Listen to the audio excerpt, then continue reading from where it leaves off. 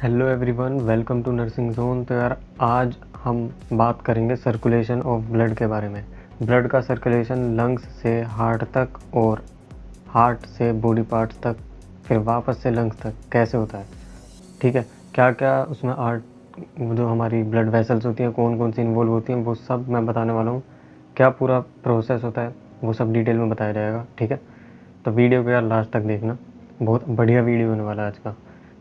देखो यार, हार्ट के 4 चैम्बर्स होते हैं वो मैं आपको बता चुका हूँ कि right atrium, right ventricle and left ventricle, ठीक है।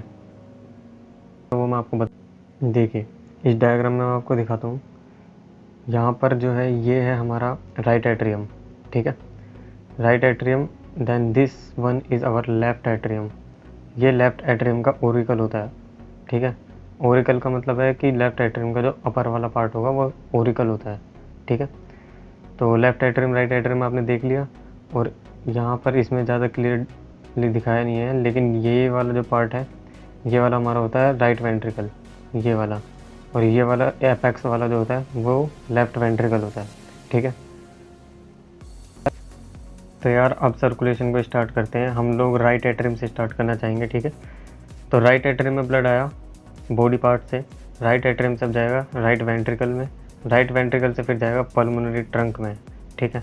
उसके बाद पल्मोनरी ट्रंक जो है आगे जाकर right pulmonary artery and left pulmonary artery में डिवाइड हो जाएगा, एंड देन जो है ब्लड डीऑक्सीजनेटेड ब्लड लंग्स तक जाएगा। अब यार आप सोच रहे होगे ये तो आर्टरी है और डीऑक्सीजनेटेड ब्लड क्यों ले जा रही है। आर्टरी तो O2 ले जाती है ना, ऑक्सीजनेटेड ब्लड ले जाती है, और जो वीन्स होती हैं वो ले जाती है जिसमें कार्बन डाइऑक्साइड आता है, यानी कि डीऑक्सीजनेटेड ब्लड ले जाती है। लेकिन पल्मोनरी आर्टरी एक एक्सेप्शन होता है, ठीक है। Pulmonary artery and pulmonary veins ये दोनों एक्सेप्शन होते हैं। पल्मोनरी आर्टरी डीऑक्सीजनेटेड ब्लड लेके जाएगा और पल्मोनरी वीन ऑक्सीजनेटेड ब्लड, ठीक है। तो दोस्तों जैसा कि मैंने आपको बताया कि राइट एट्रियम है, ठीक है। राइट एट्रियम से ब्लड आएगा कहाँ पर, राइट वेंट्रिकल्स में। ये हमारा राइट वेंट्रिकल है, ठीक है। राइट वेंट्रिकल में ब्लड आएगा, उसके बाद राइट वेंट्रिकल जो है पंप करेगा, और राइट वेंट्रिकल जब पंप करेगा तो जो ब्लड है वो जाएगा पल्मोनरी ट्रंक में। ये ऊपर पल्मोनरी ट्रंक आप देख सकते हो, ठीक है। तो ये पल्मोनरी ट्रंक में ब्लड जाने के बाद उसके बाद ये पल्मोनरी ट्रंक दो चीज़ों में डिवाइड होगा। एक है लेफ़्ट पल्मोनरी आर्टरी और दूसरा हमारा है राइट पल्मोनरी आर्टरी, ठीक है। तो ये लेफ़्ट पल्मोनरी आर्टरी और राइट पल्मोनरी आर्टरी दोनों जो है डीऑक्सीजनेटेड ब्लड को लंग्स तक पहुंचाएगी ताकि वो प्योर हो पाए, ऑक्सीजनेटेड हो जाए। अब यार देखो, लंग्स तक हमने ब्लड पहुंचा दिया, लेकिन लंग्स से आगे भी तो ब्लड जाएगा, ठीक है। तो लंग्स से आगे कैसे जाएगा, हार्ट तक वापस दोबारा से पल्मोनरी वीन्स के थ्रू। 4 पल्मोनरी वीन्स होती है, 2 राइट और 2 लेफ्ट, ठीक है। इनके थ्रू जाएगा और उस फिर जाएगा कहाँ पर, लेफ्ट एट्रियम में, एंड देन लेफ्ट एट्रियम से ब्लड जाएगा लेफ्ट वेंट्रिकल में थ्रू बाइकस्पिड वॉल्व, इसे मिट्रल वॉल्व भी बोलते हैं, बाइकस्पिड वॉल्व के थ्रू, ठीक है। तो हम बात कर रहे थे कि लंग्स से अब ब्लड वापस से हार्ट में आना चाह रहे हैं, लेकिन आए कैसे। तो देखो यहाँ पर आप देख सकते हो, ये है हमारा लेफ्ट एट्रियम और ये है हमारे लंग्स। तो ये लंग्स से जुड़ी हुई जो वीन्स हैं, पल्मोनरी वीन्स, मैंने आपको बताया कि पल्मोनरी वीन्स एक्सेप्शन है और वो ऑक्सीजनेटेड ब्लड लेके जाती है, ठीक है। वैसे सारी वीन्स जो है डीऑक्सीजनेटेड ब्लड ले जाती है, लेकिन पल्मोनरी वाली एक्सेप्शन है। तो मैंने बताया आपको 4 जो वीन्स हैं, देखो यहाँ पर एक ही लेफ्ट पल्मोनरी वीन्स है 2, ठीक है।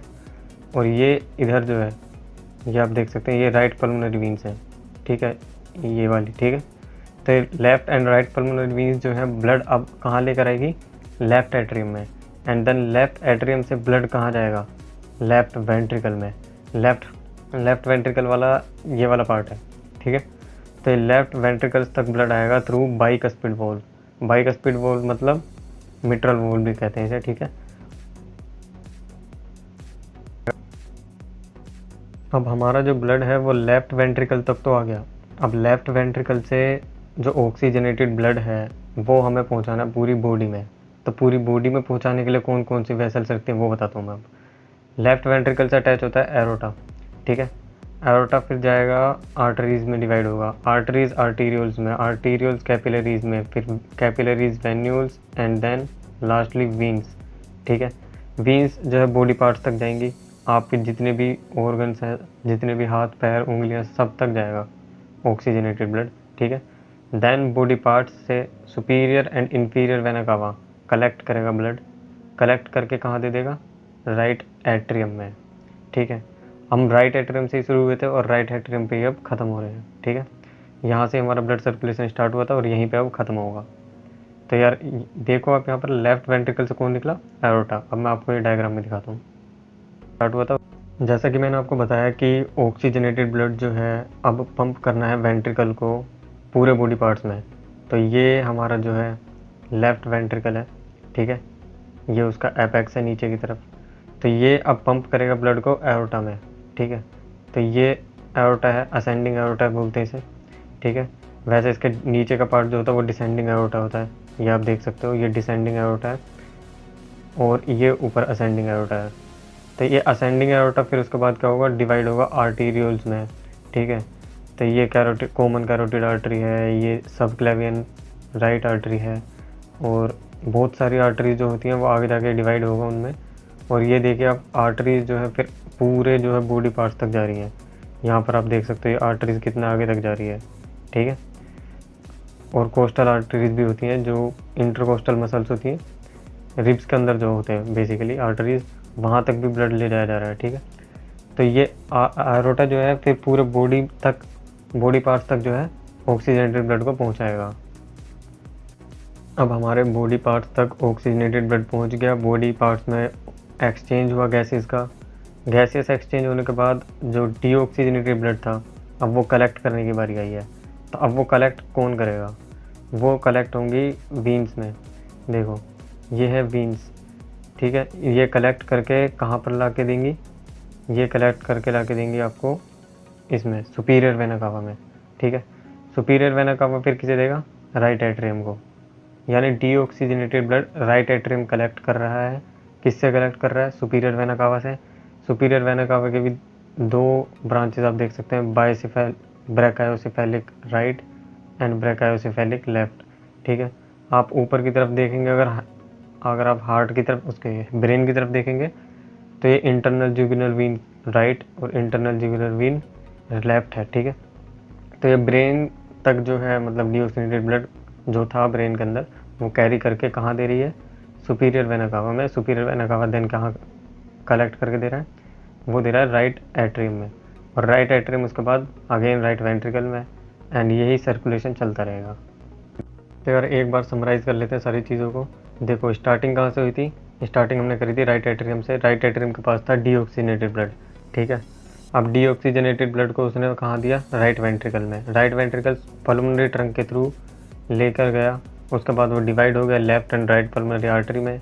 देन उसने लंग्स को ही दिया डीऑक्सीजनेटेड ब्लड, लंग्स ने देखा और प्योर कर दिया ब्लड को।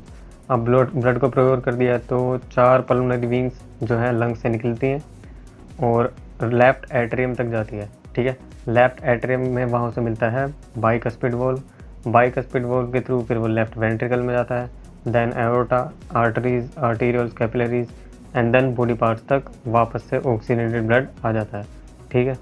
तो यार ये पूरा मैकेनिज्म था। अगर आपको अच्छा लगा तो प्लीज़ वीडियो को लाइक कर देना, सब्सक्राइब कर लेना चैनल को, और मिलते हैं नेक्स्ट वीडियो में।